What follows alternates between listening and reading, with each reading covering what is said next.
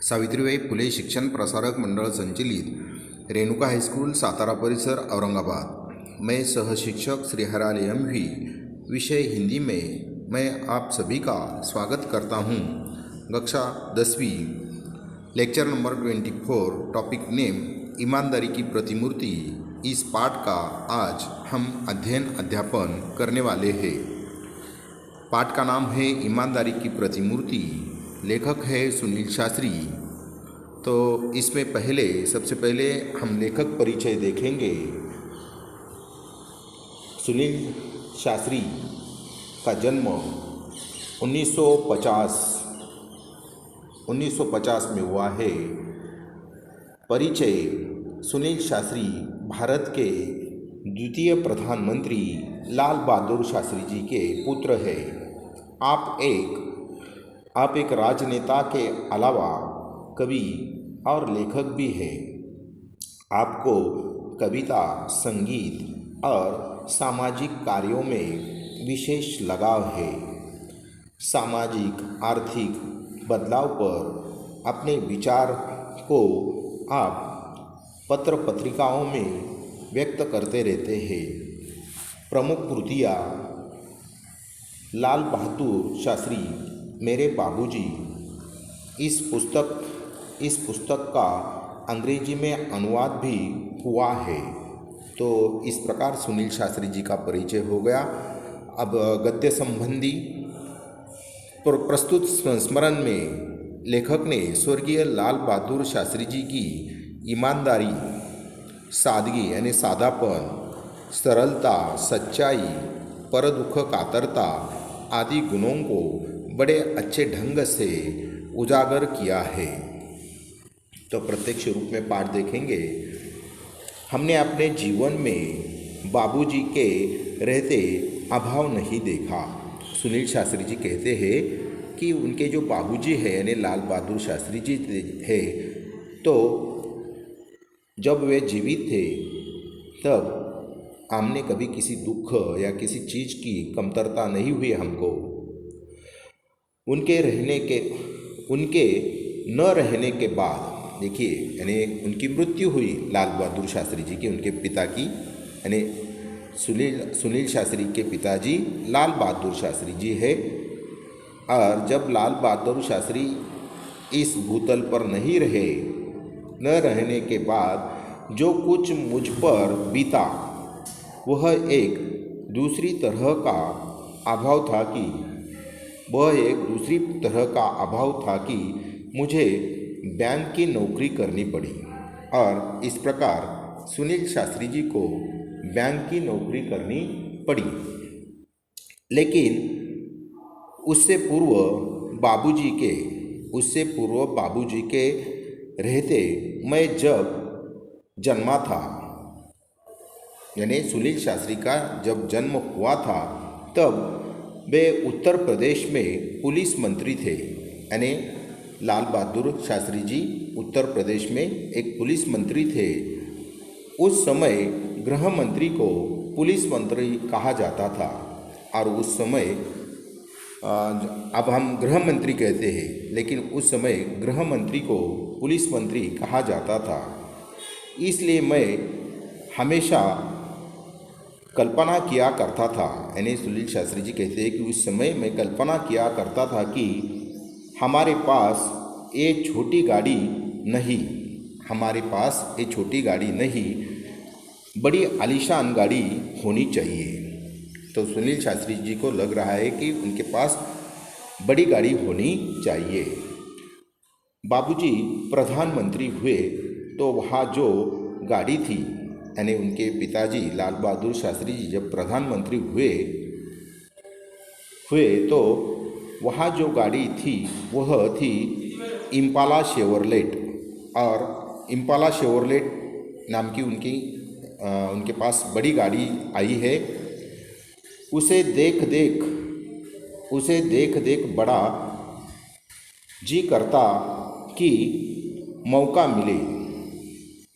उस Impala Chevrolet के नाम के गाड़ी को देखकर ऐसा लगता है कि उन्हें मौका मिले और उसे चलाऊं।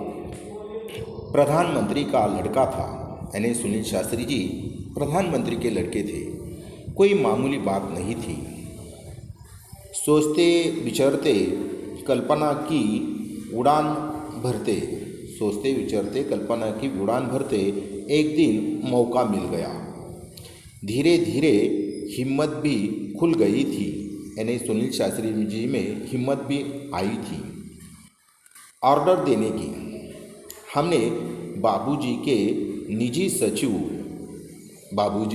निजी सचिव से कहा, सहाय साहब जरा ड्राइवर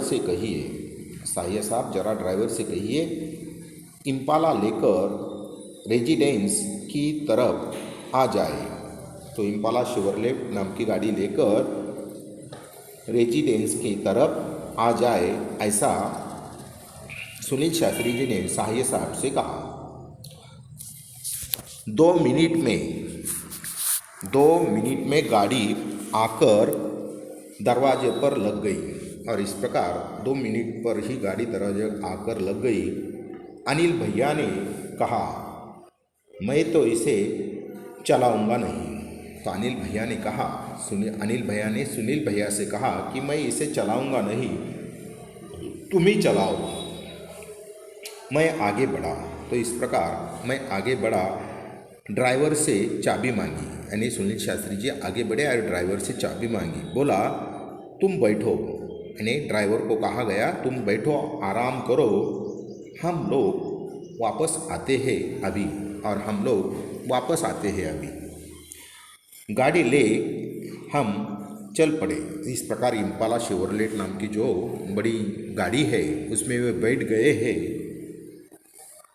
क्या शान की सवारी थी, यानी इम्पाला शेवरलेट बड़ी शान की सवारी थी।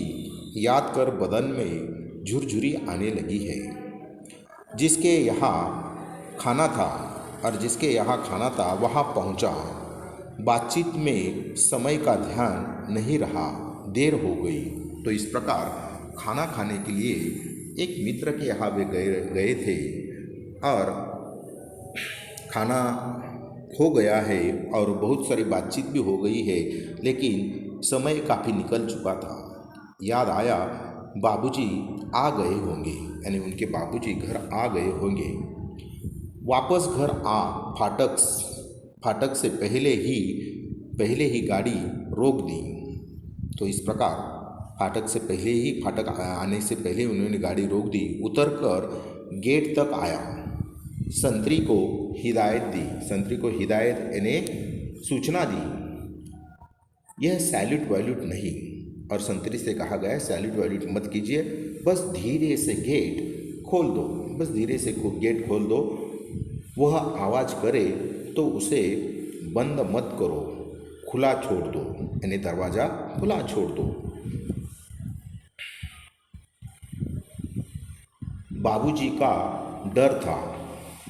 डर, वह खटपट सैल्यूट मारेगा तो आवाज़ होगी, यानी संतरी सैल्यूट करेगा तो आवाज़ होगी।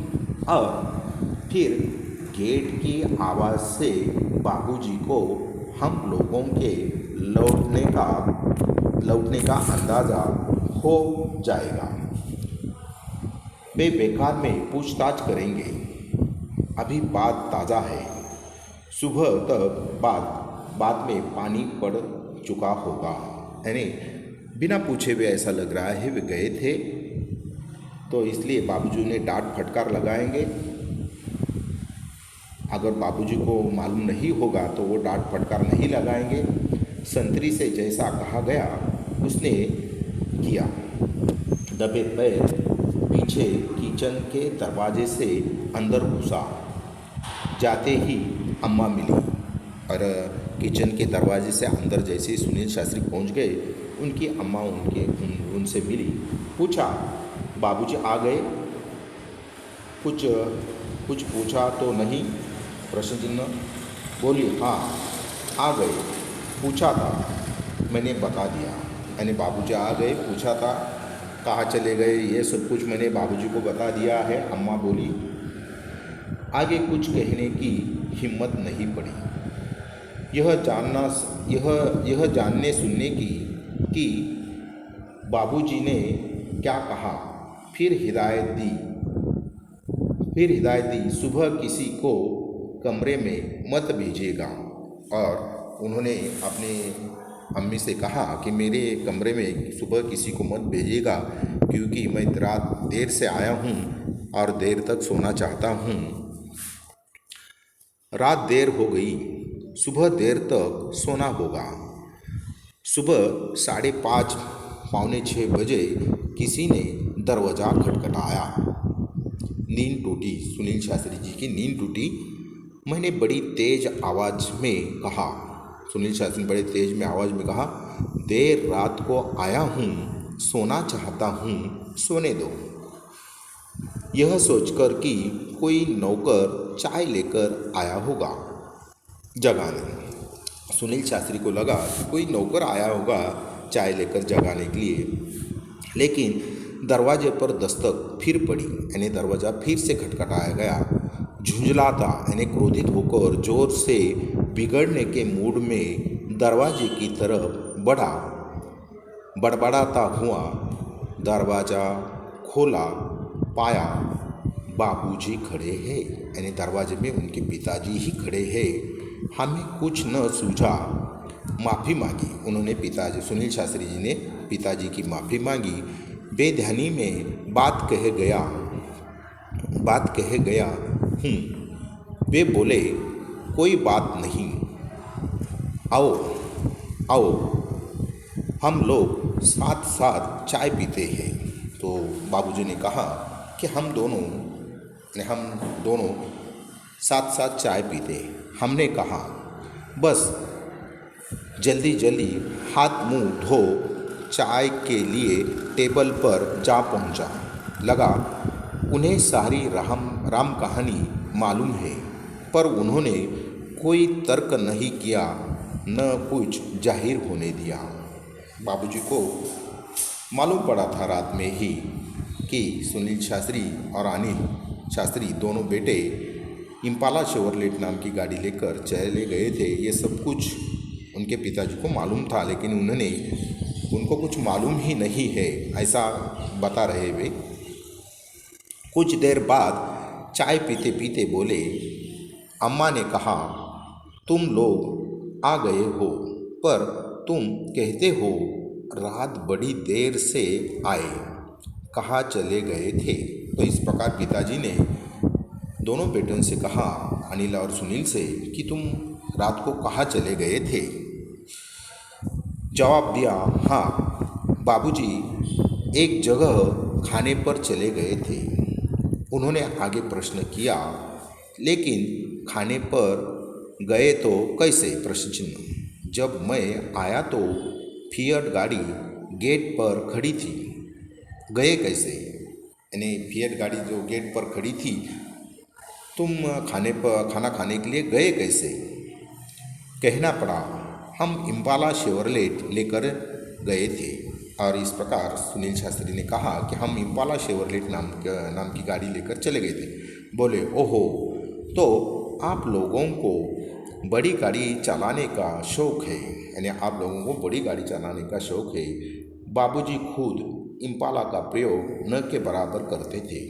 तो इस प्रकार लाल बहादुर शास्त्री जी स्वयं इम्पाला शेवरलेट गाड़ी का प्रयोग न के बराबर करते थे, और वह किसी स्टेट गेस्ट के आने पर ही निकलती थी।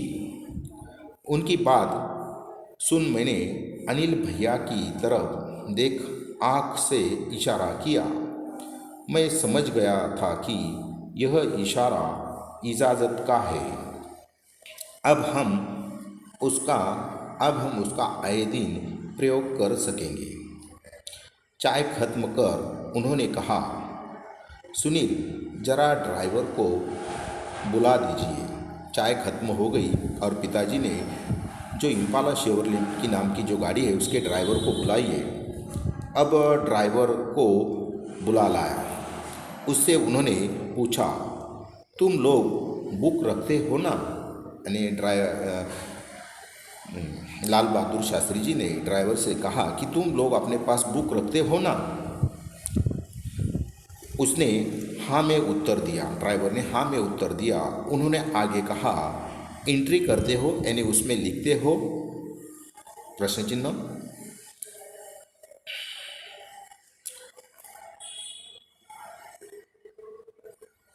कल कितनी कल कितनी गाड़ी इन लोगों ने चलाई, यानी कल ये जो सुनील और अनिल शास्त्री जी है मेरे बेटे, तो इन्होंने कल ये इम्पाला शेवरलेट नाम की गाड़ी कितनी किलोमीटर दूर चलाई।